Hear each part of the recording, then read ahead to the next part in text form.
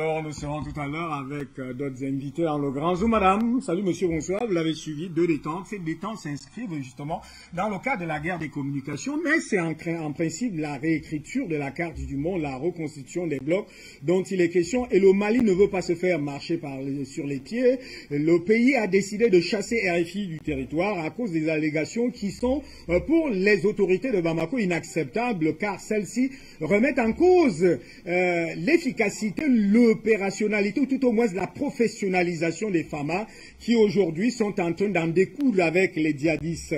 Et de l'autre côté, c'est-à-dire en Ukraine, au sommet du monde, Washington et Moscou se lancent des pics dans une affaire d'armes bactériologiques, d'armes biologiques et d'armes chimiques. Jean-Paul Bellec, bonsoir et bienvenue.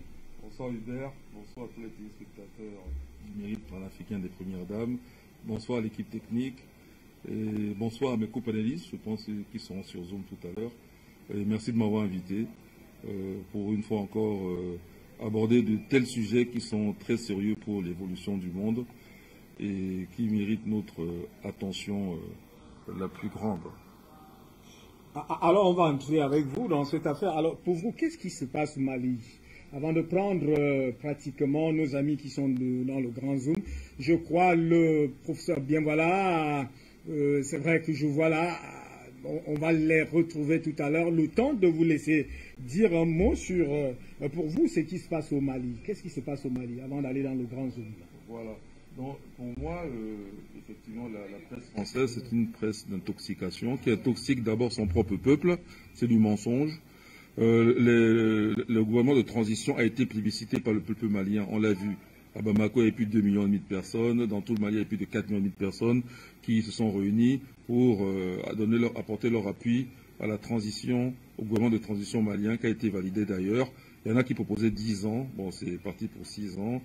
Et donc, c'est pas ce gouvernement-là qui va se retourner contre son propre peuple. C'est du n'importe quoi. Donc, par contre, lorsque les troupes françaises étaient bien présentes, que ce soit au Mali ou en Centrafrique, et qu'ils ont commis, même à l'époque au Rwanda, et qu'ils ont commis des massacres, au Mali même, à Bounti par exemple, la presse française n'a jamais fait écho de ça. Elle ne reprend pas ce qui est bien connu comme un fait établi en Afrique. Elle ne reprend pas ça, parce que ça va contre son propre gouvernement. Et donc c'est une presse vendue.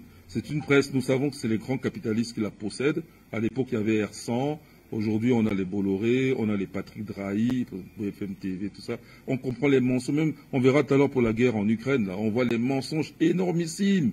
Ils invitent des généraux pour dire des bêtises facilement déconstructibles. La raison simple repousse ça.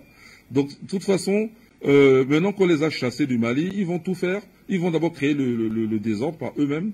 Et là où ça ne marchera pas, c'est leurs médias qui prennent le relais. Mais c'est à nous de ne pas écouter ces médias. En fait, on n'a pas à les écouter. Nos peuples ne doivent plus prêter attention.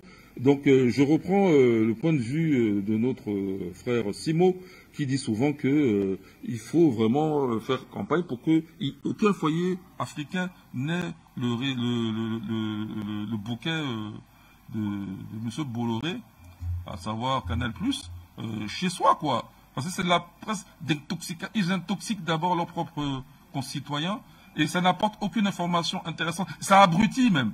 Au lieu d'augmenter l'intelligence, ne serait-ce qu'au niveau de la compréhension des faits du public, ça les abrutit. Donc vous êtes d'accord avec le peuple malien, en tout cas les autorités maliennes, qui estiment que c'est une manière de fragiliser non seulement les populations, le peuple, mais aussi de fragiliser toutes les actions menées ou les réalisations mises en place par le gouvernement de transition, naturellement les autorités de transition. Luc Michel est à Bruxelles. Luc Michel, bonsoir et bienvenue. On va quand même faire une observation dans ce qui apparaît aujourd'hui comme la débâcle encore de la France au Mali, c'est-à-dire lorsque RFI est chassé pratiquement sans que la France en réalité puisse faire quelque chose. Il y a des pleurs un peu partout. Il est dit qu'il y a certaines organisations, des journalistes et je ne sais pas encore quoi qui en réalité condamneraient cette action. Bien Luc Michel, vous savez quand même que ces journalistes-là devraient d'abord aller condamner la suspension de Russia Today de l'autre côté. Alors Luc Michel, bonsoir. Bonsoir aux invités de ton plateau et aux invités du Grand Zoom, en particulier au docteur Eto. La boîte de Pandore a été ouverte par les gens de l'OTAN par Macron, par les Américains, en interdisant Russia Today et Sputnik, pas seulement d'ailleurs dans l'espace européen, mais sur le monde entier, puisque, par exemple, Facebook a interdit les médias russes, eh bien, ils ont ouvert la boîte de Pandore. Dorénavant, l'arme de la rétorsion, les mesures qui ont été employées par les Russes, elles sont employées dans d'autres pays, notamment au Mali.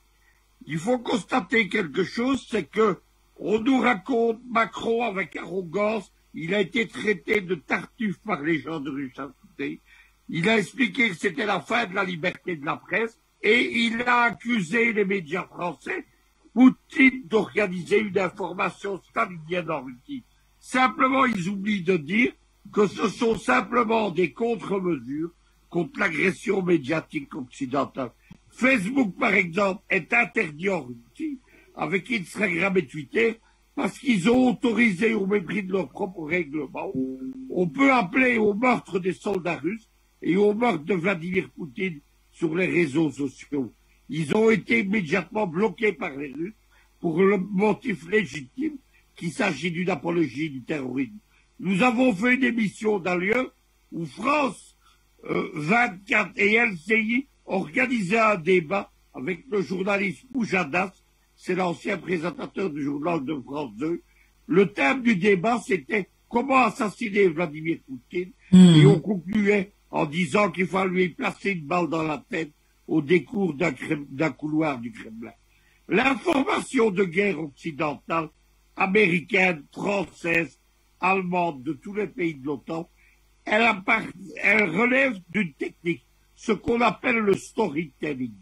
C'est-à-dire qu'on invente un scénario et on le décline dans tous les modèles possibles, à l'aide de faux témoins, à l'aide de journalistes qui sont des prostituées médiatiques de l'OTAN, à l'aide de faux généraux qui dévoyaient, etc. Lorsque vous étudiez la plupart de ces experts, ils sont employés par des instituts américains ou par les services secrets américains. Quel est le storytelling actuel au Mali? C'est de dire qu'il y a une armée inefficace qui s'effondre face aux djihadistes parce que les Français ne sont plus là. Et la Russie, c'est une armée qui s'effondre, qui est en train de perdre la guerre que les Ukrainiens vont gagner. Hier, la Russie a déployé pour la première fois dans l'histoire les missiles hypersoniques pour frapper une base dans la partie de l'Ukraine qui se croyait tranquille à Lviv. C'est un avertissement et une ligne rouge que Poutine a traversée. 48 heures avant, les Russes avaient frappé la base principale de déploiement des mercenaires de l'OTAN, près de Lviv toujours. Il y a eu 300 morts parmi les mercenaires français qui ont pris leurs jambes à leur cou. Non, la bataille contre les Russes, ce n'est pas un jeu vidéo, c'est dangereux. Zelensky, qui commente à des bataillons néo-nazis, il joue au nouveau Churchill, il dit que c'est Poutine qui est le nouvel Hitler. Savoir qui c'est Zelensky, le cœur de son armée, c'est le bataillon néo-nazi Azov, qui est déployé à Mariupol. Il a pour emblème l'emblème de la division SS d'Aschreich, les gens qui avaient massacré au Radour-Sundland en Normandie en 1944. Et il a nommé, il y a une semaine, gouverneur militaire d'Odessa, le commandant d'un autre bataillon néo-nazi, le bataillon Eida. Voilà ce qu'est Zelensky. Voilà ce qu'ont les storytelling. Tous les gens sérieux, le général Bourka, chef d'état-major de l'armée française par exemple, disent que l'armée ukrainienne est en train de s'effondrer, qu'elle a atteint les limites de ses réserves opérationnelles et que les Russes avancent systématiquement. Jusqu'aux cartes qui sont trafiquées. On vous montre des cartes sur les médias de l'OTAN où il y a quelques zones aux frontières occupées par les Russes. En réalité, la télévision russe Pervy Canal, la première chaîne russe, a montré la véritable carte. L'armée russe occupe les 2/3 de l'Ukraine à l'est du Dniester, le grand fleuve qui coupe en deux l'Ukraine. Voilà la vérité. Il ne faut pas écouter les médias de l'OTAN. C'est, comme disait Vladimir Poutine, l'empire du mensonge. Et en Afrique, ils sont particulièrement favoris Parce que grâce à Afrique Média, là-bas, c'est le royaume de la vérité. Aller dans le grand zoom avec nos autres amis, professeur Bruno Eto, que nous saluons vivement ici, Madame Adjete Ablawa et notre Nestor Podacé. On va commencer justement par le professeur Bruno Eto. Alors, professeur, on va entrer dans le vif du sujet en vous disant bonsoir. Bonsoir et bienvenue à cette édition du Mérite panafricain des premières dames du continent. Je vous prends au vif du sujet pour vous interroger. Lorsque vous avez suivi la suspension, pas la suspension, mais en fait le fait que RFI et France 24 soient finalement chassés du Mali après toutes les réserves prises par les autorités depuis pratiquement 1, 2, 3 mois aujourd'hui, dans un narratif et des discours qui visaient tout simplement à fragiliser cette transition. Quelle est votre appréciation? Bonsoir à tous. Merci de m'avoir invité. Je salue toute l'Afrique. Luc Michel aussi, les amis. Je vois le professeur Belek. Je pense que aujourd'hui on va avoir un vrai débat. Je pense que l'Afrique est vraiment dans une bonne voie. C'est sûr maintenant. On a compris que l'ennemi du monde entier, c'est l'OTAN. C'est l'OTAN qui amène toute la merde dans le monde entier. Si vous voulez savoir ce qui font de la merde dans le monde, regardez les partenaires de l'OTAN. Donc, je pense que cette fois-ci, les Africains vont comprendre que les Américains, les Européens, les gens de l'OTAN ont toujours menti. Toujours des mensonges. Et ils nous apportent les radios comme RFI et les autres pour mentir. Je pense que le peuple malien est un peuple maintenant souverain parce qu'il peut prendre des décisions aussi fortes. Je pense que pas seulement au Mali, on doit chasser RFI partout, parce que ce sont les organismes de propagande. Moi, je vis en France. Regardez toutes les télévisions en France. Des choses fausses, des mensonges. On vous rabat ça du matin au soir. Je pense que quand les gens comprennent maintenant que la situation n'est pas celle qu'on nous fait croire, je pense que nous aussi, quand je dis nous, ça veut dire que les Africains doivent se réveiller. Je pense que le Mali a raison, le président de la transition du Mali a raison, le peuple malien a raison. On ne doit pas les embrouiller, ils ont un objectif à atteindre, il faut qu'ils atteignent cet objectif. Je pense que maintenant les choses vont beaucoup changer dans le monde, parce que maintenant on a compris que à chaque fois que les Américains veulent faire la guerre, que ce soit au Moyen-Orient, ils utilisent toujours des mensonges. Vous avez vu ce qu'ils ont fait, toutes les guerres, c'est comme ça. Et ils font une propagande pour dire après, oui, on s'est trompé, on demande pardon, on ne savait pas, mais ils vous ont menti, ils ont causé des dégâts énormes. Maintenant, il ne faut plus les laisser dire n'importe quoi. Et donc, je suis tout à fait avec Luc Michel. Il a bien résumé la situation. Je pense que il est le mieux situé pour comprendre la géopolitique, ce qui est en train de se passer. Je suis pas le peuple. Je pense qu'il ne doit pas revenir en arrière. Il faut que ces moyens de propagande, on les chasse complètement du Mali. Pas seulement du Mali, mais toute l'Afrique de l'Ouest. On n'a pas besoin des gens comme ça pour nous donner de fausses nouvelles. Ça, c'est ma première intervention. Il y a pratiquement dans cette affaire des remous, alors des observations qu'on pourrait aller voir un peu dans la psychanalyse. Qu'est-ce qui pour vous caractérise psychologiquement ou psychanalytiquement aujourd'hui l'Occident, la France et tous ces pays qui se permettent des libertés quand c'est leurs intérêts qui sont en jeu et qui ne veulent pas des libertés quand ce sont les intérêts des autres qui sont en jeu. Il y a quand même une analyse psychologique, parapsychologique à faire, ou même psychique et psychanalytique dans cette affaire. Bonsoir Afrique Média, bonsoir à tous les téléspectateurs. Merci Hubert, merci au professeur Eto et à Luc Michel d'avoir planté des décors sur le plan politique et géopolitique.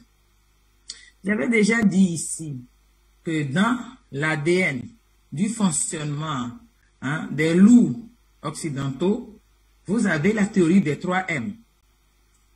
Le mensonge, la manipulation et le meurtre. Il faut se rappeler cela régulièrement lorsque vous avez affaire à ces prédateurs occidentaux. Le mensonge, ça commence par la perversion narcissique. Rappelez-vous qu'en Occident, de cette époque-ci, la perversion narcissique, c'est 9 personnes sur 10. Donc, ils commencent par vous accuser de ce qu'eux-mêmes vont faire. Réussissent à vous faire admettre que vous êtes ce qu'ils sont et que vous constituez le mal et que eux vont aller vous soigner du mal qu'ils prétendent que vous êtes. Voilà ce qui a amené le père Bush et fils en Irak, Clinton en Afghanistan et Obama en Libye et en Côte d'Ivoire. Hein, la croisade du bien contre le mal que les Occidentaux vont aller éradiquer chez les autres. C'est leur fonctionnement psychologique. Un occidental, prenez-le sur ce pied-là et vous serez surpris agréablement lorsque vous en avez un qui, lui, n'est pas inversé. Parce que c'est l'inversion des valeurs qui est même le fonctionnement à la fois de l'administration, mais aussi des individus. Si vous maîtrisez bien ce fonctionnement psychologique de l'homme occidental, vous ne serez pas surpris. Or, là où le bas blesse les Africains, c'est que les Africains n'acceptent pas que les Occidentaux considèrent que les autres parties du monde sont moins humains que eux, les Occidentaux. Et que eux, ils ont une mission, c'est d'aller civiliser les autres, c'est d'aller rendre les autres humains. Or, si on doit trouver des valeurs non humaines aujourd'hui quelque part au monde, les compétences morales comme tous les peuples qui permet d'avoir de l'humanité, ce n'est surtout pas en Occident. Et c'est pas moi qui le dis, hein, vous avez des grands psychologues, psychothérapeutes en Occident qui l'ont documenté et ont produit des travaux là-dessus. La perversion narcissique. Il faut lire tout ce qui a trait à cela. La deuxième chose, la manipulation. Il faut aller regarder ce qu'ils ont inventé dans le domaine du comportement psychosocial. Pourquoi ils étudient les comportements, les us et coutumes des autres. C'est pour pouvoir mieux les entuber, pour pouvoir mieux les enfumer. Et donc, ils mettent de l'argent énormément là-dessus. Mais pour pouvoir le faire, il leur faut des médias qui permettent à la fois d'enfumer leur population et de justifier leur narratif avant de partir en guerre.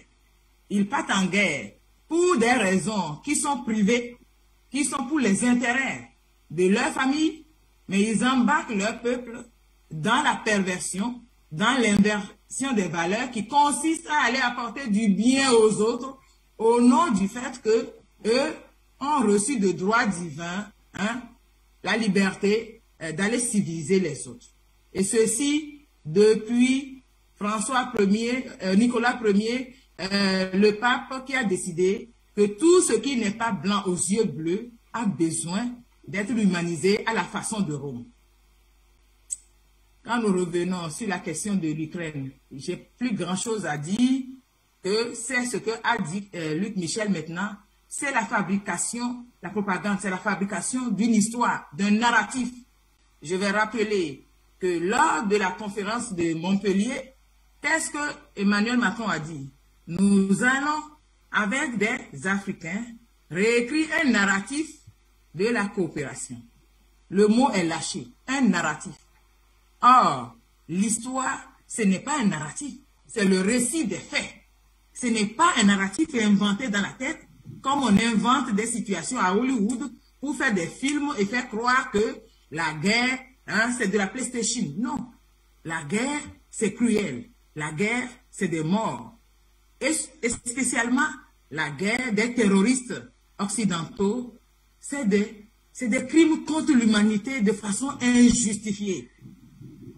Mais cela, on va nous faire admettre en inventant un narratif que l'on va vendre à coup, hein, de publicité médiatique, un matraquage médiatique intense pour amener les gens à avoir une pensée donnée, une vision donnée.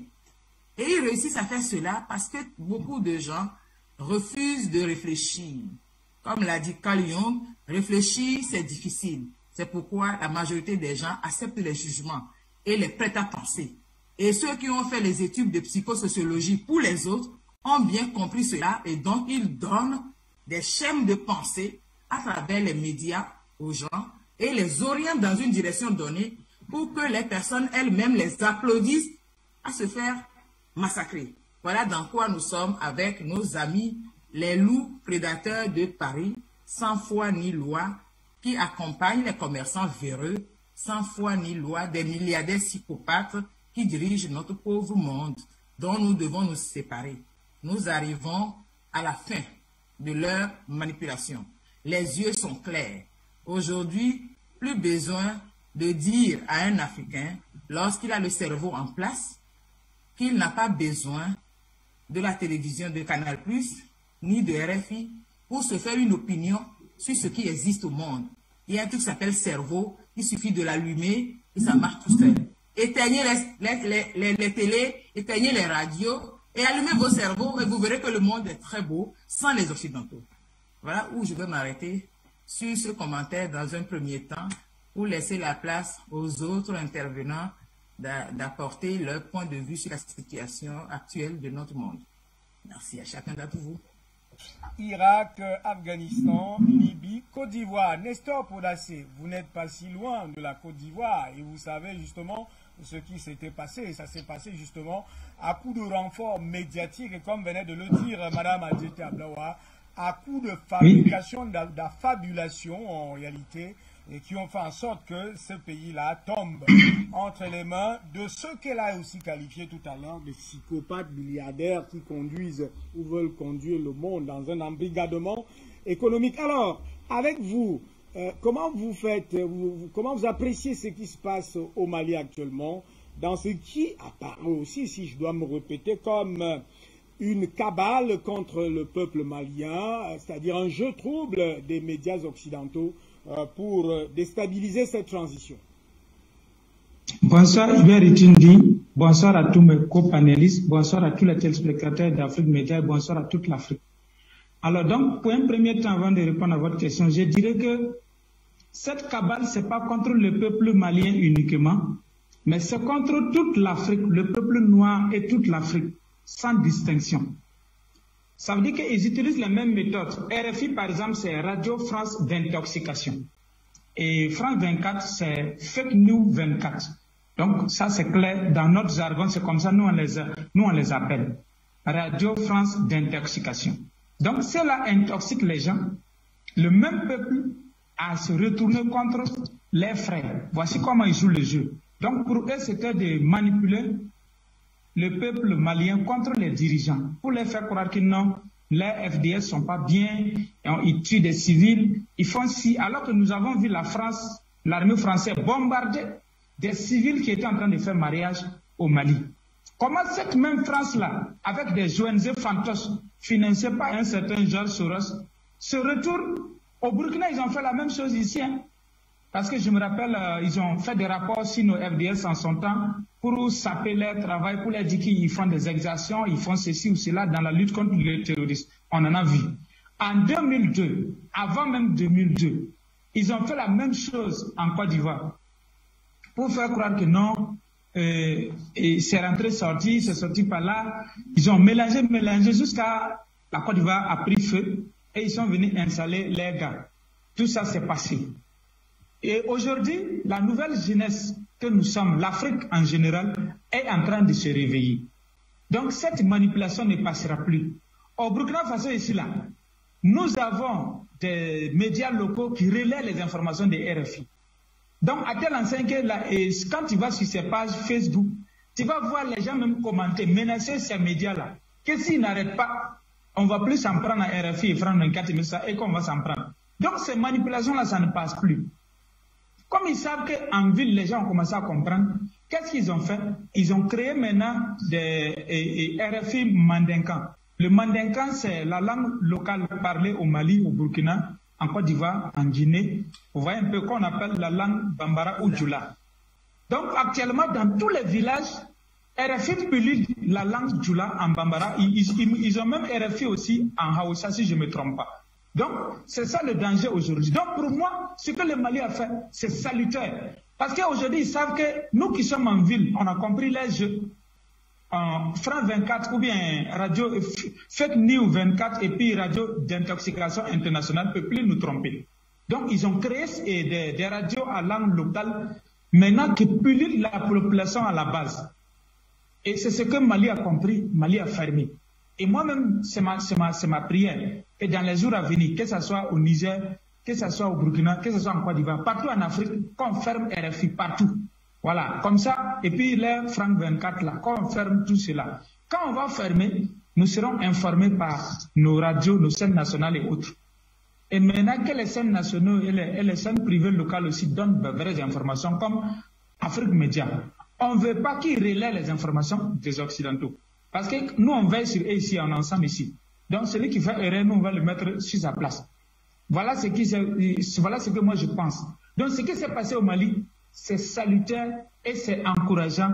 Et je tire chapeau, je dis bravo aux autorités maliennes pour leur courage, pour leur clairvoyance. Parce que le même OTAN, qui est l'empire des mensonges, l'Europe qui est l'empire des mensonges, ils ont interdit aux chaînes russes d'émettre en Europe. Et pourquoi si on leur fait la même chose en Afrique et ils crient au chantage et autres? Donc ça sera l'occasion pour les Africains d'être bien informés et de couper avec ces médias mensongers d'intoxication. Pour moi, le Mali a fait une très belle action et ce qui s'est passé, vous savez, c'est les mêmes là qui manipulent pour créer des troubles un peu partout. Surtout, vous avez donné l'exemple de la Côte d'Ivoire en 2002.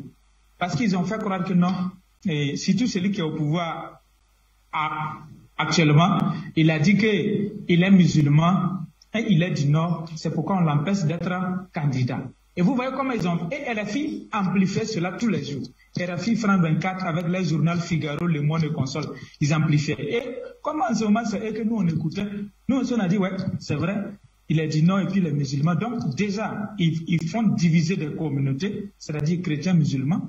Et puis après, ils vont encore diviser par région, sud, nord. Parce que comment ils ont fait pour créer la guerre.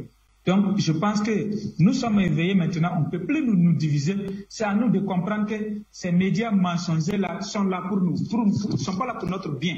Ils n'ont qu'à aller informer les peuples là-bas. Actuellement, l'Ukraine demande d'envoyer des soldats et des armes.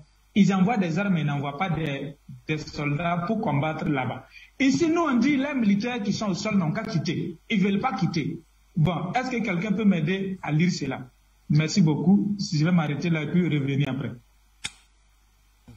Merci à vous. Alors, professeur Jean-Paul Bellec, cette finale, cette toile de fond, justement, de Nestor Podacé dit quand même bien de choses. C'est-à-dire qu'il y a des choses qu'on n'arrive pas à comprendre, mais qui se passent tout autour de nous, et des choses pour lesquelles les Africains, en réalité, ne devaient pas adhérer. En fait, quelqu'un peut l'éclairer. Vous voyez, si les Africains, nous étions tous déterminés à affronter la France, parce que souvenez-vous, moi j'ai déjà dit plusieurs fois que moi personnellement je souhaite cet affrontement direct, je le souhaite. Si même je peux participer les armes à la main, ça ne me pose pas de problème. Il faudrait cet affrontement, mais on l'évite. On l'évite de façon diplomatique, on pense que c'est la diplomatie qu'il faut mettre en avant. La France ne pèse rien. Poutine l'a dit sans les Africains. C'est qu'enlever l'Afrique à la France, le CFA, les influences par la langue française, par la diplomatie française, par l'intimidation française, et tout ça, la France ne pèse rien. Au contraire, vis-à-vis de l'Afrique, quand je dis ne pèse rien, je ne parle pas dans l'absolu, vis-à-vis de l'Afrique, en réalité. D'abord, prenons la population. Le continent africain, 1,4 milliard d'habitants. La France métropolitaine, 65 millions d'habitants. Vous voyez, il n'y a pas photo. Bon. Au niveau de l'âge médian en Afrique, ça tourne autour de 18 ans et demi, on va dire, parce que ça dépend des régions. Voilà. L'âge médian en France, c'est presque 50 ans. Est-ce qu'il y a photo? L'âge médian, c'est-à-dire que au moins la moitié de la population a moins de 18 ans. Pour l'Afrique, disons 18 ans et demi, et plus de la moitié de la population tend vers les 50 ans lorsqu'on est en Occident. Attendez, si on veut former une armée, vous voyez que nous avons de quoi recruter. L'Afrique pourrait très bien mettre sur pied une armée de 20 millions de combattants. C'est juste une question de les équiper. 20 millions de combattants qu'on va occuper, ça sera le chômage en moins. Ne serait-ce que pour surveiller les frontières. Je ne dis pas forcément qu'ils aillent faire le coup de feu, mais surveiller les frontières. Ne serait-ce que la sécurité, on pourrait. C'est une question d'organisation. Voilà. Et malheureusement, qu'est-ce qui se passe? Au lieu de mesurer notre force, et je dis souvent un exemple simple sur le football, gagner la Coupe du monde de football au Qatar, ça sera déjà une première démonstration. Donc, au lieu de qu'on soit nous-mêmes convaincus de notre force, on est plutôt en train de pleurer notre faiblesse. Alors que nous sommes physiquement forts. Regardez, même moi là, qui suis là, même à mon âge, je suis fort. Moi, je me sens fort. Je ne me sens pas faible. Mais dans ce jeu trouvé là, il y a quand même trois éléments évoqués par Mme Adjit Ablaoua. Ces trois éléments-là qui passent, c'est-à-dire manipulation, mensonge, et je ne sais pas, il y a un troisième élément, mais qui passent et qui permettent toujours à la France d'avoir gain de cause sur certaines situations. C'est mon frère Yam Timba qui disait ici, la fois j'étais avec lui, que la devise d'Égypte ancienne, et c'est vrai, c'est vie, force, santé. Une fois que vous êtes en vie, avant même de voir la santé, c'est pas la peine de répéter les poncifs bêtes des Occidentaux, oui, la santé là. Non, non, non, non, non, non, non, c'est pas ça l'Afrique. Une fois qu'on est en vie, bon, c'est le cas là, il faut être fort. Parce que si vous n'êtes pas fort, on va vous occuper, on va vous faire dégrader votre santé, et c'est de vos enfants, de votre famille, de votre entourage. Il faut être fort. Donc la question là, Hubert, ce que tu me redemandes, c'est la force. Oui. Nous ne sommes pas convaincus tous que nous sommes des gens forts, et quand on y connaît fort, on l'assume. Si bien que même Poutine a interpellé les Africains là-dessus. Il a dit que les Africains manquent de confiance en eux. Une fois qu'on est fort, nous n'avons plus à être influencés par cette presse, puisque c'est le faible qui se laisse influencer par quelqu'un d'autre, surtout qui prône le mensonge, qui ne dit pas la vérité, et en plus, qui vous détruit. C'est un mensonge destructeur de votre morale, c'est un mensonge qui vous désunit, c'est un mensonge pour mieux vous dominer. Bref, et vous exploitez, voler vos richesses et tout ça là. Donc il faut arrêter, il faut vraiment qu'on se sente fort et qu'on assume cette force. Parce qu'une fois qu'on assume cette force, la question c'est l'implémenter. C'est-à-dire que cette fois-ci, on ne peut plus, quand on a un projet, aller chercher l'Occident. Quand on a un projet, on l'assume soi-même, ou alors on va chercher d'autres forts, où il y aura nos gagnants-gagnants. Est-ce que pour en découdre avec ce jeu trouble, l'exemple malien peut faire tache d'huile? Mais bien sûr, c'est pour cela que nous sommes là tous en train d'appuyer le Mali. L'exemple malien, non seulement peut faire tache d'huile, il doit faire tache d'huile. C'est une obligation morale. Et il fera tache d'huile, puisque ça ne tient qu'à nous d'y croire et de le réaliser. Donc nous disons aux frères maliens, faites tache d'huile, et nous disons que cette tache d'huile, nous la recevons. D'ailleurs, nous-mêmes, nous faisons quoi? Avant même que les événements positifs commencent à s'annoncer au Mali, je pense qu'Afrique Média y est pour quelque chose, non? Depuis la Côte d'Ivoire au moins. Voilà, donc ça doit faire tache d'huile, c'est une obligation morale, et, pour parler un peu comme chez Anta Diop, parce que moi je suis un Éthiopien, c'est pour nous, mais c'est aussi pour le reste du monde. C'est l'Afrique a l'obligation pour nous d'abord et le reste du monde. Parce que nous ne nous arrêterons pas à nous. L'Afrique a l'obligation, une fois qu'elle est libérée, c'est qu'elle doit faire d'abord, sinon il n'y a rien, de libérer les autres qui sont encore sous domination. C'est encore un devoir à nous. Par exemple, la population française est abrutie. Mais en fait, on les abrutit avec l'immigration, avec le racisme. Alors qu'en réalité, leurs meilleurs alliés, c'est les immigrés. Les meilleurs alliés du peuple français, c'est les immigrés, parce qu'actuellement, ils sont colonisés par des puissances étrangères. Et leur éducation est totalement galvaudée. On leur apprend des bêtises, on leur apprend des sornettes, on leur apprend des insanités. Donc, et regardez comment le coronavirus a agi sur eux en France. Regardez les gilets jaunes. Donc, le meilleur allié, contrairement à leur dit, pour les désolidariser, c'est l'immigré qui est à côté de lui. Et il faut arrêter qu'on pense que c'est un immigré. C'est quelqu'un qui vit avec vous. Comme nous aussi, nous avons des Occidentaux qui vivent ici avec nous. On les embête pas pour autant. On n'est pas là à leur dire chaque jour, c'est un immigré, c'est un ceci. Non, c'est votre meilleur allié. Bon, en attendant, comme ils ne comprennent pas, il faut que nous on se libère d'abord de nos chefs.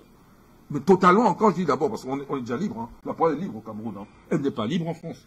La parole est libre au Cameroun. Nous parlons librement, non? Elle n'est pas libre en France. Essayez, on va vous créer tous les problèmes du monde, si ce n'est même la prison. Il y en a qui en savent quelque chose, je ne vais pas citer leur nom, ils se reconnaîtront. Donc, il faut que cette force, je répète, je vais chuter là-dessus, parce que je chute de suite. Il faut que cette force, on en soit conscient et qu'on l'implémente un point, un trait, parce qu'elle est réelle. Mais elle est en sommeil. Il faut la réaliser maintenant et ça suppose aussi une plus grande solidarité entre Africains. Merci. On va rapidement, j'espère que la réalisation est avec nous de l'autre côté. On va rapidement refaire notre tour de table, cette fois-ci avec Luc Michel. Il y a une industrie de dénonciation. Je ne sais pas si vous avez parcouru toute cette industrie de dénonciation du fait que les autorités maliennes aient chassé RFI et France 24. Et dans ces dénonciations, on trouve des organismes de journalistes en Afrique, des organismes de ceci et cela. Comment vous qualifiez ces dénonciateurs qui en réalité, pour eux, ne voient pas ce que vous venez de démontrer tout à l'heure, que Jean-Paul Bellec vient de démontrer, à savoir ce que Madame Ablaou a dit, c'est-à-dire le mensonge, la manipulation, le meurtre. Et ce sont ces médias qui portent cela en avant-garde. Luc Michel. La manipulation de l'information africaine, elle a été organisée. En parallèle aux médias d'État, Georges Soros a été chargé de créer un ensemble qu'on appelle les nouveaux médias africains. Ils ont été constitués en 2014 principalement. Il y a de faux sites internet, de fausses agences de presse. Il y a de faux instituts de sondage comme Afrobarometer qui publient de faux sondages qui sont repris par toute la presse africaine. Et il y a même de faux panafricanistes parce que ces gens-là sont particulièrement vicieux. Ce réseau y est organisé par ce que j'appelle le gang des milliardaires, Georges Soros, l'anglo-britannique qui se présente comme soudanais, Mo Ibrahim, Bill Gates et Melinda Gates avec sa fondation, également l'acteur d'Hollywood George Clooney avec son ONG de cette grille qui cible particulièrement Omar El-Béchir, Joseph Kabila et Foxar Touadéra. Voilà qui sont ces gens. Par exemple, ils vont très loin d'ailleurs, pas seulement en Afrique. Soros a une ONG de financement des médias en Afrique du Sud qui s'appelle Osiwa, qui est justement, qui inonde l'Afrique de budget. Il n'y a jusque maintenant que 2 États qui ont réagi. Le premier, c'est la Guinée équatoriale, qui a émis un mandat d'amener international contre Georges Soros. Il le lui fait payer quotidiennement. J'intervenais encore hier dans le journal africain d'Afrique Média contre la dernière campagne contre Malabo. Et il y a également le Sénégal de Macky Sall qui a interdit le financement par Osiwa des groupuscules d'opposition pro-occidentaux au Sénégal. Mais tous les autres, par exemple Le Monde à Paris, c'est sur son site, a une division qui s'appelle Le Monde Afrique, qui fait la loi dans l'information africaine. Elle est officiellement financée par Osiwa et par la fondation Bill et Melinda Gates. Il faut comprendre ces gens. Il y a, en 2018, Soros avait une fortune de 32 milliards de dollars. Il fait partie des 20 milliardaires qui, pendant la crise du Covid, alors que le monde s'appauvrissait, ont multiplié de 4 à 10 fois leur fortune. Lorsqu'on prend tous ces milliardaires ensemble, sans le patron d'Amazon, Jeff Bezos, eh bien, on a des gens qui possèdent 1000 milliards de dollars.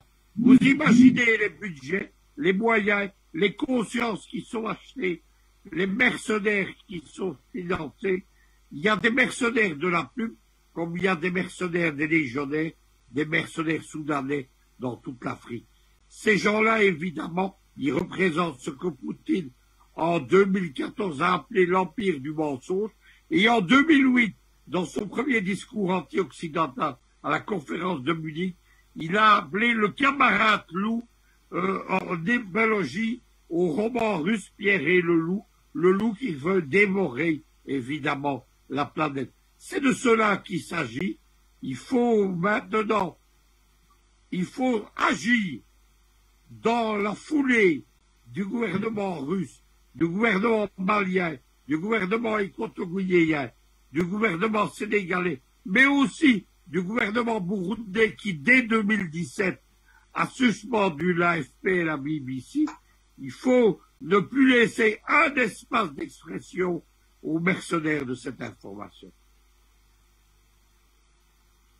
De l'autre côté de la régie tout à l'heure, mais question de repartir très rapidement vers Madame Adjete Ablawa. Alors, chère Madame, cette industrie ou cette économie qui se développe tout autour de ce qu'on appelle, beaucoup, il y en a qui disent le chassement, c'est entre guillemets, de RFI et de France 24 au Mali. Il y a donc une industrie qui s'organise et qui vise à dénoncer, qui le fait déjà dans les réseaux sociaux, dans certains sites d'information, à dénoncer que c'est un abus à la liberté de la presse, c'est un musulman de la presse. Alors pour vous, comment vous qualifiez cette ingénierie qui vise à défendre RFI et France 24 alors que les autorités maliennes ont démontré par A plus B que ces médias étaient en train de faire justement le rôle de mille collines au Mali?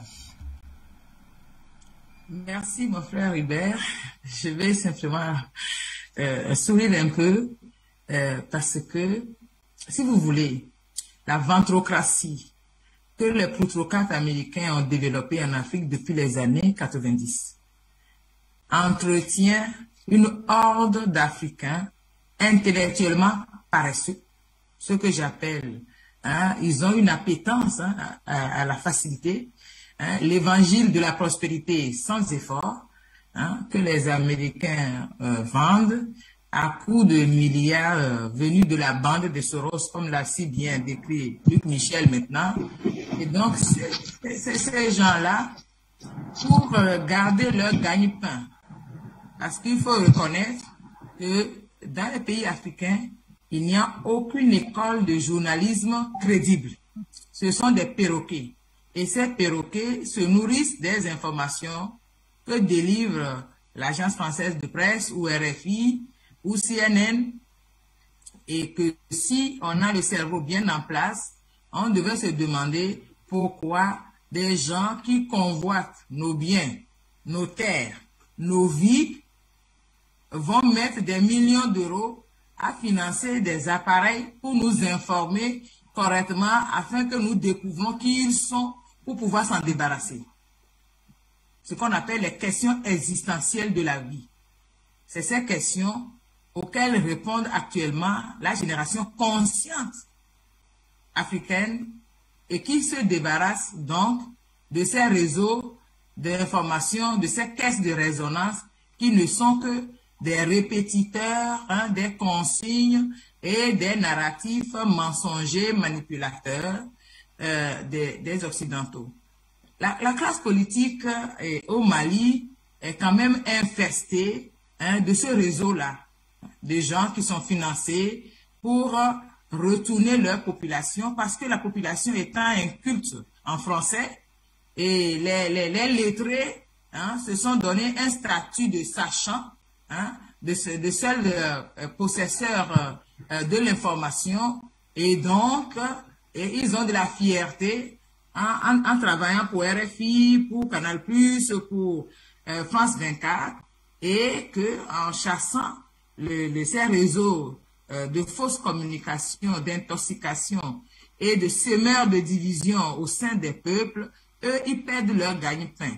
Et comme ils ne savent pas utiliser leur cerveau à faire autre chose, et qu'ils ne veulent pas réfléchir par eux-mêmes, et qu'ils ne savent pas par quels moyens gagner leur vie autrement que de dépendre comme des esclaves de maison de leur maître de chez Bolloré et chez Drahi et tout le consort, ils continuent donc à entretenir la nébuleuse du mensonge en défendant RFI et France 24.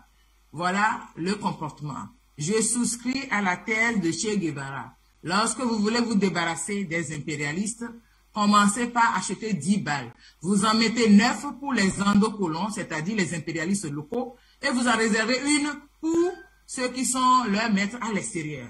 Et c'est ce que les Africains vont devoir apprendre. La nouvelle génération va apprendre à rompre radicalement avec la vieille garde de ces plutocrates, ventrocrates africains qui sont au service des intérêts étrangers dans nos pays et qui se comportent comme s'ils n'étaient pas africains. Je l'ai déjà dit ici, tous ces Africains tous ces gens qui sont nés en Afrique, qui défendent les intérêts des autres, ne sont pas africains. On n'est pas africain parce qu'on est noir de peau. On n'est pas africain parce qu'on est né sur le continent africain. On est africain lorsqu'on a une haute valeur morale et que l'on défend les valeurs humaines.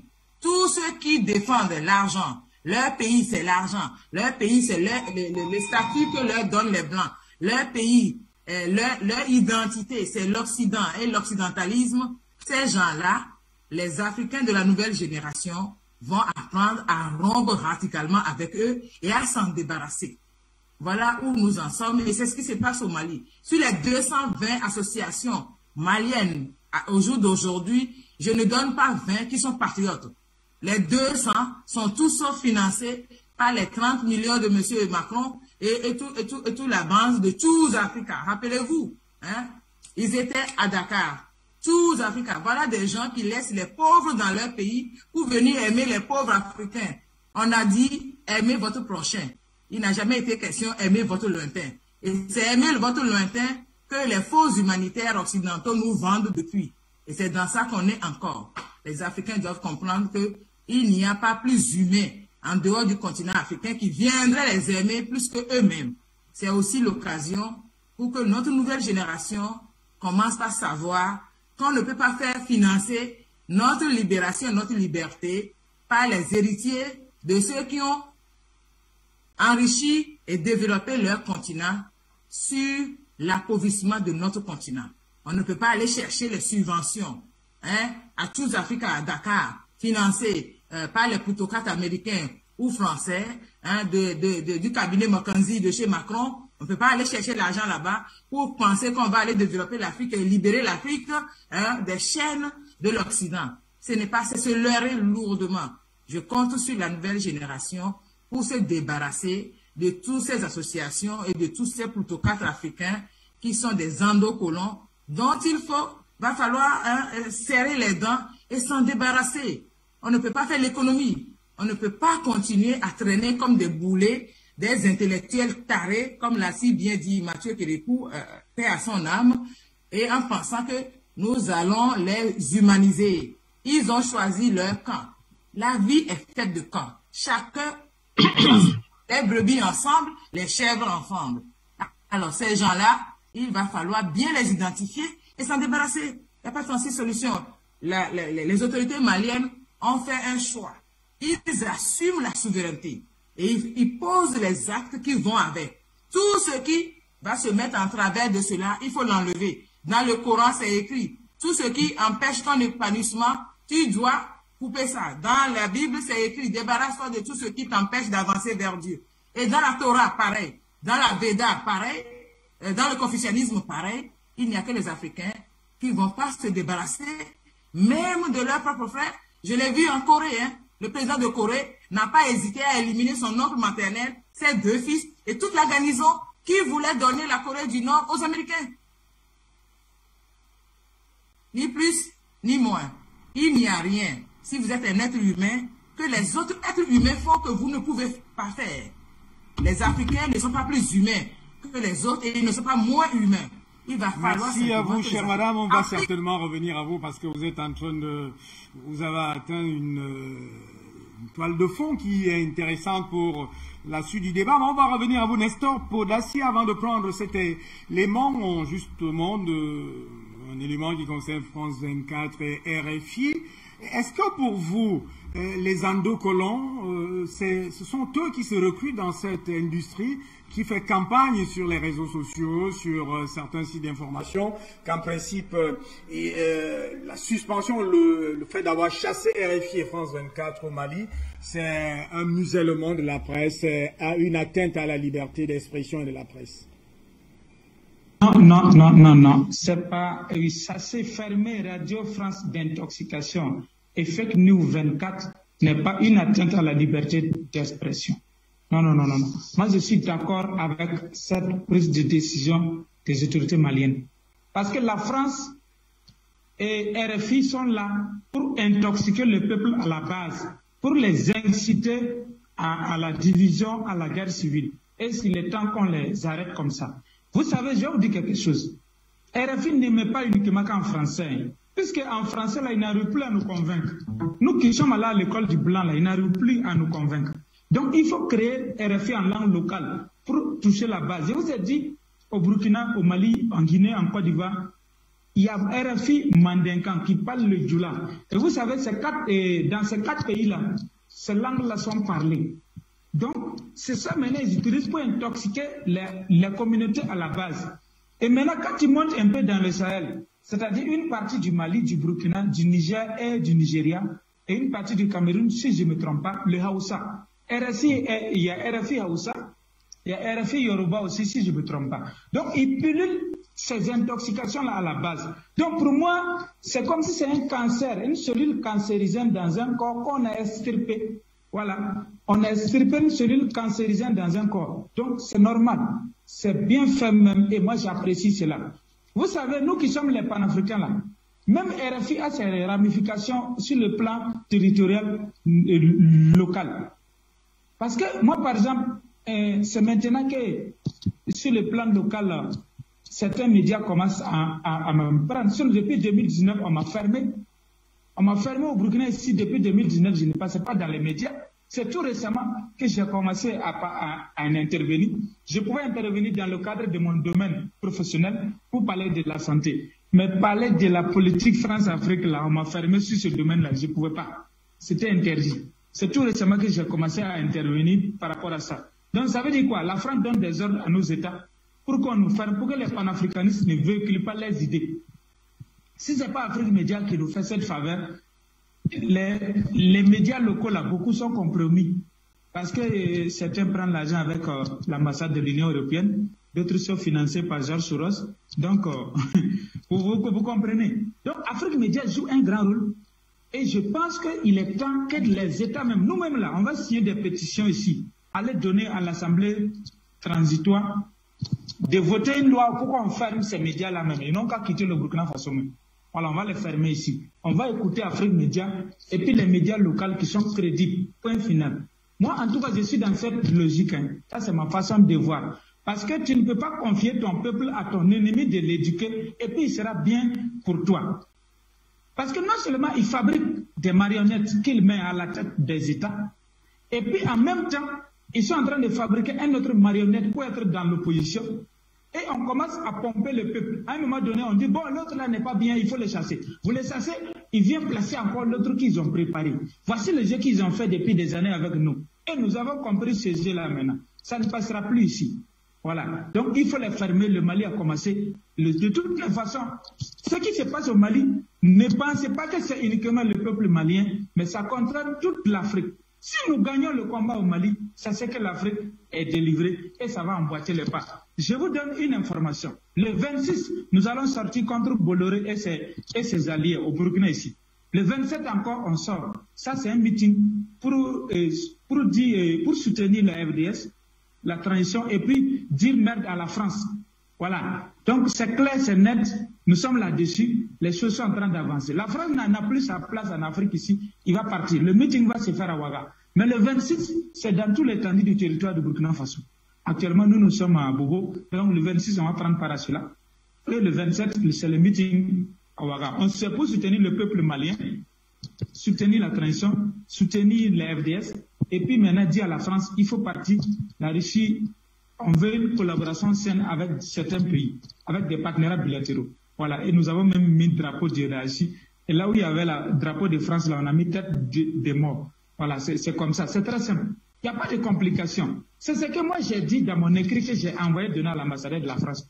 Il dit, mais 60 ans d'indépendance, si dans notre coopération militaire, il n'y a pas de résultat, mais ça c'est que c'est un échec. C'est simple. Est-ce qu'il y a mariage sans ici? Toi et moi, on est mariés, mais dans le mariage, là, ça ne va pas. Mais le divorce est permis quand ça ne va pas. Si je veux divorcer, tu dis non, il n'y a pas de divorce ici. Pourquoi? On s'est mariés, j'ai dit je ne veux plus de toi. Mais pourquoi tu forces qu'on a... Merci donc à vous, Nestor Podacé. Le divorce est consommé. On va certainement revenir à vous.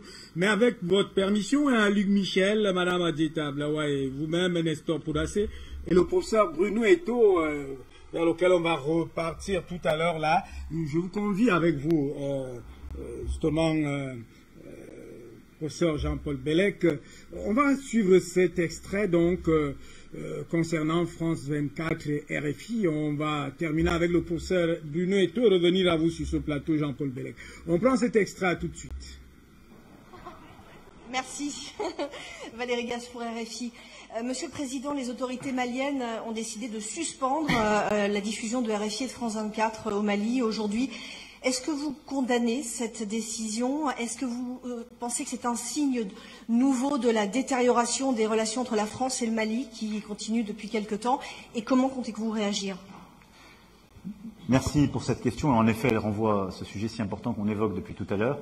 Je condamne avec la plus grande fermeté cette décision qui me semble totalement contraire aux valeurs que porte le peuple malien et le Mali depuis son indépendance. Je pense que cette décision est grave, elle est prise par une transition qui, je le rappelle, est le fruit de 2 coups d'État et elle est le signe d'une course en avant, vers le pire. Comme vous le savez, je l'ai dénoncé dès le printemps 2021, de manière très claire, en appelant la CEDEAO à réagir avec beaucoup plus de fermeté. Nous avons ensuite renforcé notre pression, puis nous avons pris les décisions politiques et militaires qui convenaient ces dernières semaines et ces derniers mois. Je souhaite ardemment que les Maliennes et les Maliens puissent avoir des autorités démocratiquement élues qu'ils méritent, et j'en appelle à la CEDEAO, l'organisation régionale, et à l'Union africaine pour prendre les décisions qui conviennent et que la France appuiera, comme nous l'avons fait à chaque fois qu'ils ont pris leurs responsabilités, pour que, à la fois, les violences, et on le voit bien, la fermeture, le déni de l'information et du droit des journalistes à librement informer puissent cesser. En tout cas, je condamne avec la plus grande fermeté cela. Je compte m'entretenir dès demain avec le président Nana Akufo-Addo, président en exercice de la CEDEAO, pour l'appeler à prendre toutes les décisions utiles en la matière. Et Emmanuel Macron. Alors, professeur Bruno Eto'o, je commence avec vous, naturellement, avec cette question de cette industrie endocoloniale, comme venaient de le dire les autres, qui en réalité devrait, pour Madame Adieta Blawa, devait être justement mise en rang par 9 balles, alors que le colon lui-même pourrait recevoir 1 balle. Mais vous venez de suivre Emmanuel Macron. En principe, il parle avec une autorité, une ascendance. C'est comme si en réalité, c'est lui le décideur du Mali. Le professeur Bruno est avec vous? Oui, vous m'entendez? Vous êtes à l'antenne, allez-y. Bon, le problème, c'est qu'on a donné à ces gens le pouvoir. Je pense que la jeunesse africaine doit non seulement purifier leurs organismes comme l'Union africaine, la CEDEAO, on doit purifier ces organismes-là. Parce qu'ils ont des loups dedans. Et il y a des gens qui ne servent à rien.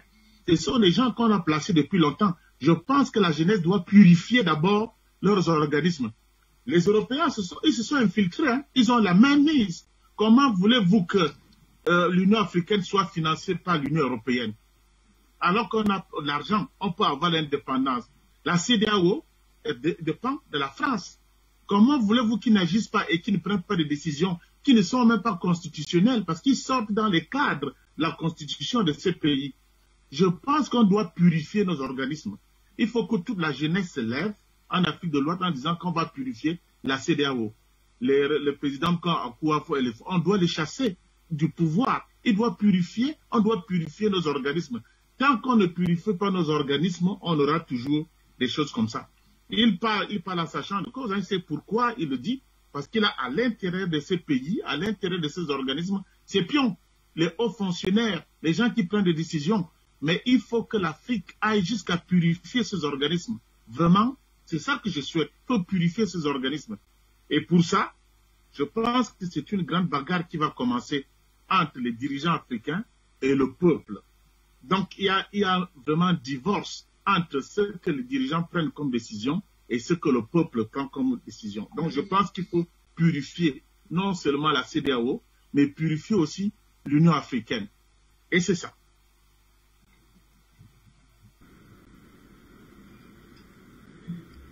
Je ne veux pas m'étendre dessus, mais je pense qu'il faut purifier ces organismes. Il faut enlever des gens qui ne servent à rien. Et là, pour mettre carrément la jeunesse, les gens qui peuvent travailler pour le continent.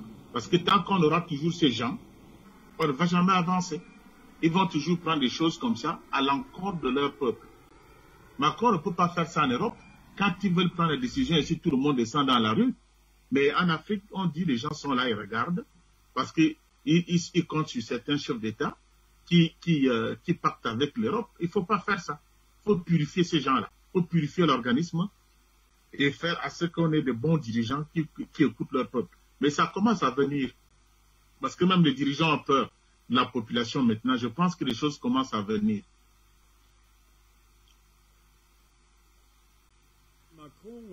Ce qui est caractériel, comme d'habitude dans cette affaire, c'est qu'Emmanuel Macron parle pratiquement comme si c'était lui qui avait le pouvoir de décider au Mali. Nous avons demandé, nous avons dit, nous avons fait... Comment apprécier ce type de paroles et de discours qui pourraient d'ailleurs même mettre encore dans le courroux les autorités de transition? Si vous voyez le dire en France, et ce sont les médias africains qui relaient ça. Ils ne peuvent pas le dire au Mali, parce qu'ils montrent encore, ils vont montrer au peuple français qu'il a encore la même mise, alors qu'il n'a plus la même mise au Mali. Ils ont perdu le Mali. Et ils vont perdre le Burkina Faso bientôt, et ils vont perdre la Côte d'Ivoire et les autres pays.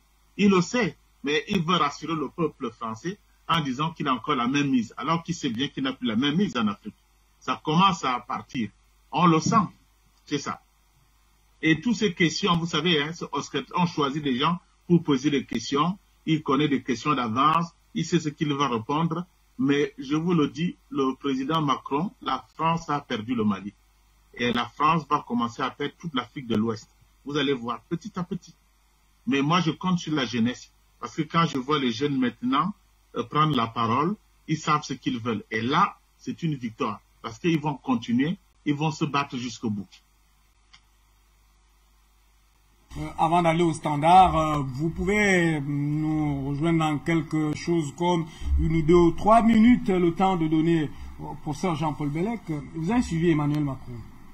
Il y a toujours une arrogance, une insolence. C'est comme si le Mali, c'était la case intérieure de la France. Nous avons demandé aux autorités de la CEDEAO, nous avons fait ceci, nous voulons qu'ils aillent dans une démocratie et que le Mali ait les responsables qui sont démocratiquement élus. C'est eux qui organisent le peuple malien ou la société malienne? Oui. En fait, c'est comme quelqu'un qui a contracté une sale maladie et pour l'instant, aucun médecin n'est venu lui prodiguer les soins nécessaires. Donc, il reste avec les mauvaises habitudes contractées du fait de cette maladie. Non, Macron, je vais lui redire en face, a eu un mandat. Parce que le président Madakani dit souvent que c'est une propriété de Rothschild. Donc, il n'en est pas vraiment propriété de Rothschild, hein, ça n'a pas changé encore. Il a beau avoir reçu un mandat pour se présenter, ce n'est pas une garantie qu'il sera élu. Parce que l'arrogance de Macron existe même en France. Hein. Et ce n'est pas seulement en Afrique là, que ce monsieur est arrogant. Même en France, là, voilà, candidat, il ne veut pas faire le débat avec les autres. Alors qu'il est candidat. À partir du moment où on est candidat, on s'affiche dans l'arène présidentielle comme les autres. En tout cas, la tradition française que moi j'ai connue, ça a toujours été comme ça. Non, M. Macron, il ne fait pas de débat avec les autres, en tout cas pas au premier tour. Alors, mais je lui répète, M. Macron, vous n'êtes pas sûr d'être élu. Alors, qu'est-ce qui se passe? Monsieur Akufo-Addo, dont il parle, c'est son frère franc-maçon. Il faut dire des choses, Hubert. Donc, là, il est tranquille de ce côté-là.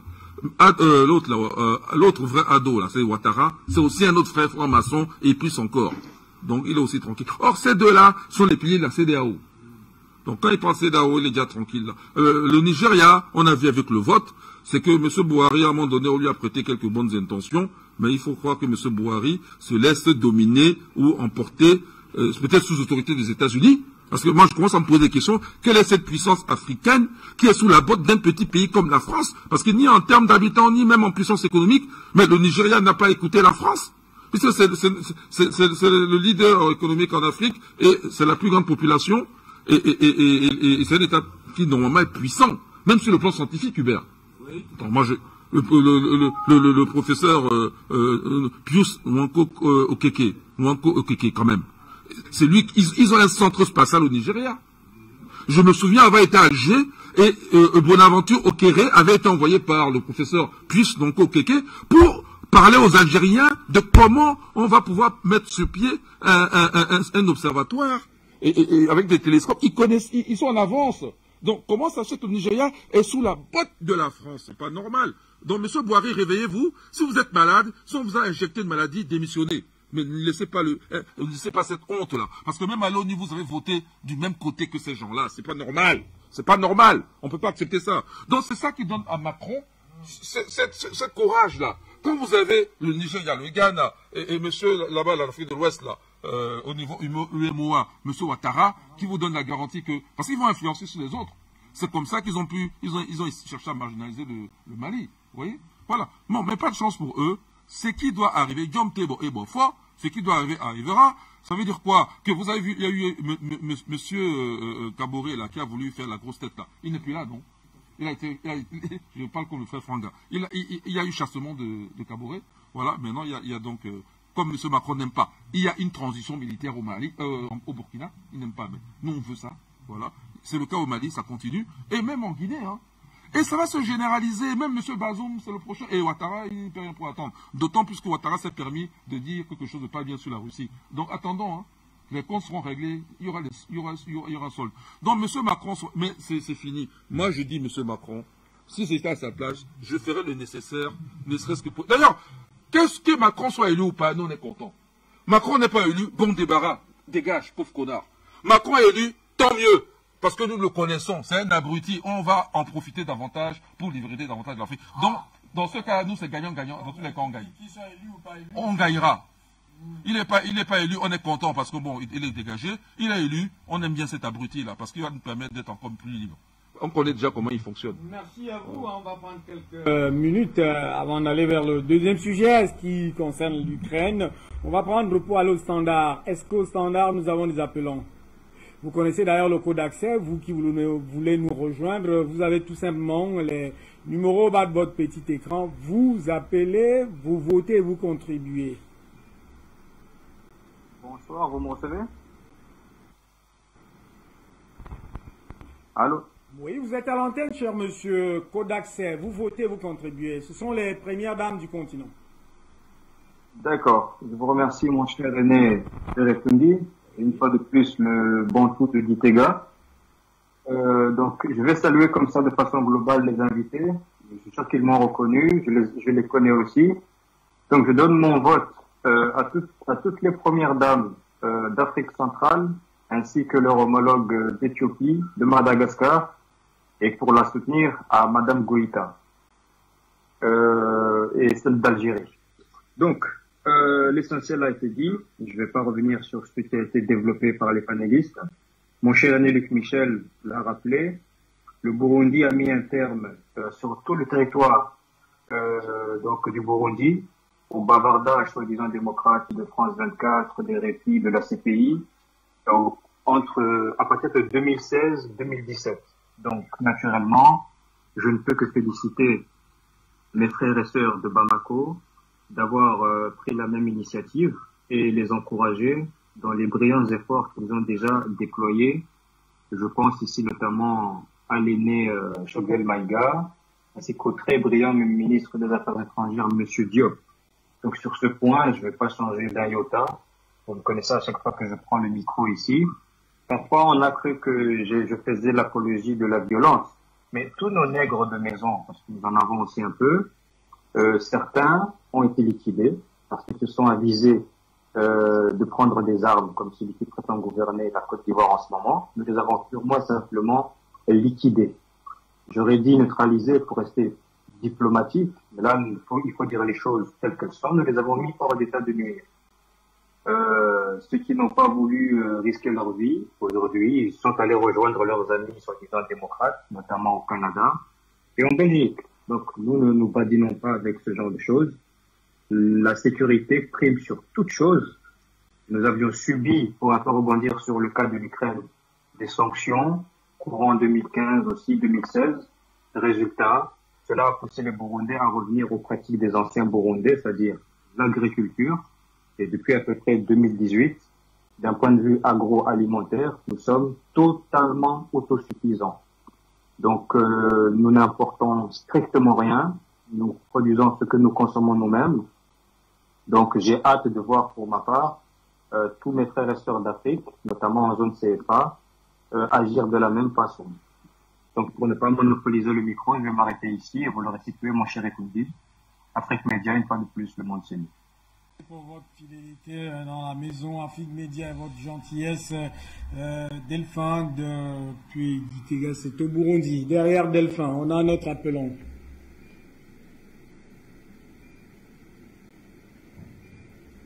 Vous êtes à l'antenne, allez-y, code d'accès, vous votez, vous contribuez. Bonsoir, monsieur Hubert Tundi. Bonsoir à vos invités. Bonsoir à tous les téléspectateurs d'Afrique Média et à tous ceux qui appellent pour soutenir le débat. Monsieur Etundi, depuis que vous aviez lancé cette histoire d'Afrique Média, même après une petite retraite, vous êtes revenu pour nous détacher du football et nous accrocher à la bonne information. Je vote d'abord, avant de commencer, Madame Touadéra et Madame Goïta, parce que ces deux-là sont lancés sur la libération de l'Afrique. Mais sinon, monsieur Hubert Etundi, Afrique Média a été retiré du bouquet Canal Plus ici d'une manière illégale. C'était une escroquerie. Nous avons payé Canal Plus pour avoir Afrique Média et on a retiré Afrique Média du bouquet. Donc, on s'en fout des pleurs de ces messieurs-là. D'ailleurs, RT France a aussi été retiré également. Donc, de quoi se plaignent-ils? Je veux dire, c'est une réaction tout à fait normale. D'ailleurs, j'appelle les pays africains à retirer le bouquet Canal Plus et toutes ces histoires de télénovelas qui sont en train de détruire notre culture. Donc, j'enchaîne en disant que je remercie Afrique Média parce que l'autre jour, j'ai fait une remarque par rapport à ce sujet. Et le président Bandakani et M. Fangwa m'ont rectifié en me disant s'il faut attendre d'avoir des médias en face avant de... comment dire, s'il faut mettre des médias en face pour faire face à France 24 et RFI, on ne va pas s'en sortir. Il vaut mieux d'abord chasser la gangrène et mettre les médias en place. Donc c'est pour ça que je leur remercie pour ces conseils. Sinon, la décision du Mali est une décision très salutaire, M. Hubert Tundi, parce que c'est extrêmement porteur. Nous avons face à nous des gens qui nous ont souvent fait croire que Kadhafi était le plus grand criminel, que Sankara avait été tué parce qu'il voulait tuer les autres, ou bien que Bokassa était un cannibale. Nous ne pouvons plus rester indifférents à cela. J'appelle tous nos chefs d'État de ne plus aller donner comment on appelle ça, des interviews à ces médias-là. C'est grâce à Afrique Média que nous avons vu nos présidents parler aux Nations Unies. Avant Afrique Média, on ne voyait pas nos présidents parler aux Nations Unies. Jamais. Et grâce à Afrique Média, vous avez interviewé plusieurs présidents africains qui nous ont éclairé sur leur démarche par rapport aux histoires du monde. Et je vais finir en disant que... Pardon. Je vais finir en disant que l'axe du Mali est un acte qui respecte ce qu'on appelle la loi naturelle. C'est-à-dire que la nature a horreur du vide. Qu'est-ce que les Maliens ont fait? Ils avaient un problème de sécurité. Ils ont chassé les Français. Ils ont installé la sécurité dans leur pays. Ils ont eu un problème de diplomatie. Ils ont chassé l'ambassadeur français. Ils ont installé une vraie diplomatie au Mali. Ils auront besoin des médias. Ils ont chassé France 24 et RFI. Ils vont installer les vrais médias. Ils auront besoin de leur monnaie, M. Hubert Etundi. On va chasser le franc CFA et installer la vraie monnaie. Et ils auront besoin, pour finir, de chasser cette langue française et installer le bambara ou bien le mandingue qu'on va parler dans cette région de l'Afrique. Je vous dis, la nature aura des vides. Si nous ne comblons pas ces vides, en reprenant en main notre culture, nous n'allons pas nous en sortir. Merci à Afrique Média. Le monde, c'est nous. Cette reconnaissance, du moins à la genèse de cette affaire, de mettre l'Afrique en débat. Merci pour votre fidélité aussi et votre engagement. Derrière vous, un autre appelant qui certainement nous rejoint. Code d'accès, vous votez, vous contribuez.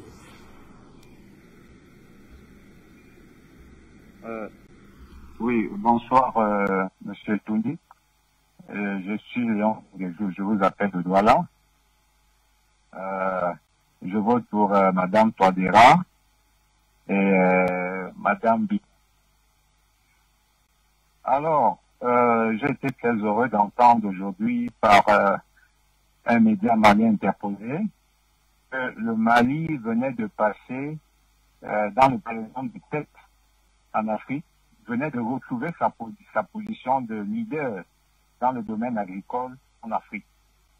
Vous voyez, j'étais très heureux d'entendre ça, qu'en pleine sanction économique, le Mali vient plutôt de connaître un boom agricole. Alors, France 24 ne vous dira jamais ça. RFI ne vous dira jamais ça.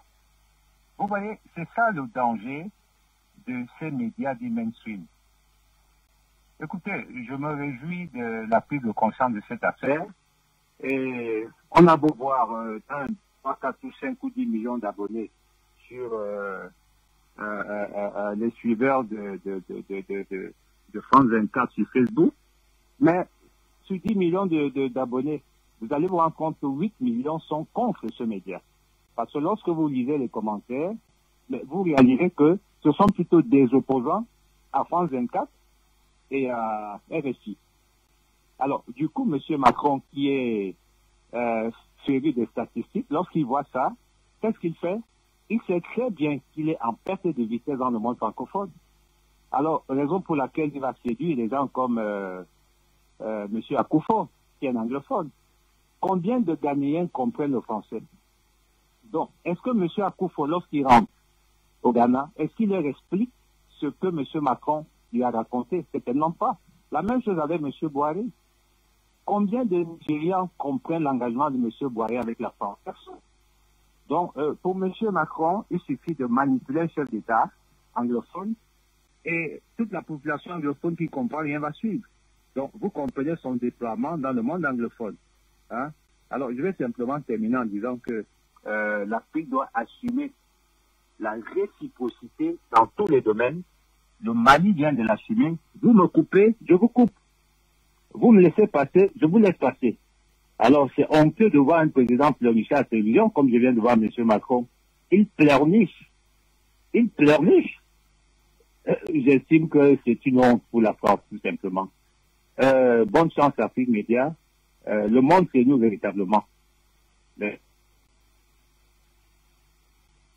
On reste encore au standard pour un ou deux appelants. Pour revenir sur ce plateau et aller vers la deuxième détente qui est en réalité cette guerre en Ukraine où la Russie pointe un doigt accusateur sur les États-Unis avec des preuves en main dans cette situation de l'Ukraine qui a justement des laboratoires mis en place de fabrication d'armes biologiques. Alors, on prend ces deux derniers appelants. Est-ce que nous les avons là? Allô. Ouais, bonsoir et bienvenue, cher monsieur Kodak. C'est à vous voter, vous contribuez. Bonsoir à vous, Hubert et tout. Confirmez-moi juste si vous me recevez, s'il vous plaît. Allez-y. Ok, je vote pour les premières dames, Madame Goïta, Madame Assimi Goïta, Madame Obiangema et Madame Touadéra. Oui, pour le thème de ce soir, un salut spécial à toute l'équipe Afrique Média et à tous les intervenants. Mais vous voyez, depuis longtemps, on a dit ici que le processus de libération de l'Afrique devait aussi passer. La libération de l'Afrique, la libération économique, l'émancipation économique de l'Afrique, politique, doit aussi passer par l'émancipation médiatique de ce continent. C'est inévitable, parce qu'on ne peut pas comprendre que jusqu'aujourd'hui, Christophe Boisbouvier et les autres voyous, journalistes de France 24 et d'RFI, tout ça c'est la même chose, puissent avoir accès libre dans nos palais, les palais présidentiels africains, pour des interviews de toute nature, alors que dans le même temps, M. Bachir Lada et Guy Fondor ne puissent pas avoir accès au palais européen. Ils n'ont pas accès à l'Élysée, ils n'ont pas accès dans notre pays parce qu'ils estiment que nous, on n'a rien à leur dire. Bon, déjà, il faut commencer par dire à nos chefs d'État de se décomplexer. Parce que pour passer des interviews dans nos palais, il faut bien qu'on leur accorde cette audience-là. Ils doivent avoir les agréments et autres. On doit déjà leur couper tout ça. Ils ne doivent plus avoir accès. C'est trop facile d'avoir accès à nos présidents comme ça. Vous voyez, bon, moi je salue évidemment ce qui s'est passé au Mali. C'est clair. On leur demande même d'en faire un peu plus. Autrement dit, si France 24 doit être réhabilitée, il faut aussi qu'ils acceptent qu'il y ait une antenne Afrique Média à Paris. Ce n'est qu'en ce sens qu'on est sûr qu'on se dirige vers un monde équilibré. Sinon, on ne doit plus entendre parler de... Déjà, il serait même souhaitable qu'il y ait l'effet domino dans ce sens. Que les pays voisins, Niger et autres, Burkina, chassent aussi France 24 parce que tôt ou tard, ils auront des agissements qui vont aller dans le sens de déstabiliser les États. Donc, c'est inévitable. De la même façon, il y a eu l'affaire de ce qu'ils appellent les coups d'État pour enlever les nègres des maisons. C'est de la même façon qu'il faut enlever les médias qui accompagnent ce processus vicieux. C'est inévitable. Donc, il faut que l'effet domino-là, les chefs d'État anticipent. Vous voyez que le monde est en train d'échanger et on se rend compte qu'en fait, le Mali, c'est le paradis. Vous voyez? Il faut savoir que nos pays qui ont le sous-sol riche, pour la plupart, ont aussi en fait en réalité des terres fertiles, des terres arables. Parce que il y a une chose qu'ils ne disent pas, c'est que la particularité des sous-sols africains, c'est que les matières premières se régénèrent. Voilà pourquoi vous voyez Barkhane et au Sahel depuis des dizaines d'années, depuis des années, en fait, ces voyous-là. Parce qu'ils se rendent compte qu'ils pillent l'or, mais ça se régénère naturellement parce que c'est Dieu qui a mis ça. Et ça, les géologues, voilà pourquoi on parle de scandale géologique. Vous voyez un peu. Alors, ce qui se passe, c'est que, je vais rebondir, permettez-moi, je vais finir par là, avec la situation en Ukraine, avec la Russie, il y aura des conséquences beaucoup plus complexes qu'on ne le pense. Parce qu'au fait, après ce chapitre de l'Ukraine, on va remettre sur la table la nature de l'ONU, sa composition et même sa localisation. Parce qu'en fait, jusqu'aujourd'hui, plusieurs spécialistes de l'homme se demandent pourquoi l'ONU se trouve aux États-Unis. Est-ce que les États-Unis se trouvent à équidistance de tous les pays du monde?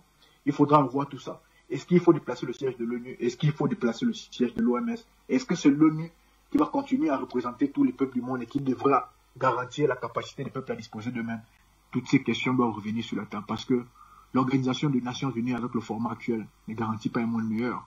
Et la Russie a cet aspect-là dans son agenda. Parce que nous avons déjà la teneur de tout ce qui se passe dans l'ombre, en tout cas du moins d'un certain nombre de choses. Je vais m'arrêter là, Hubert, et tout dire. Merci.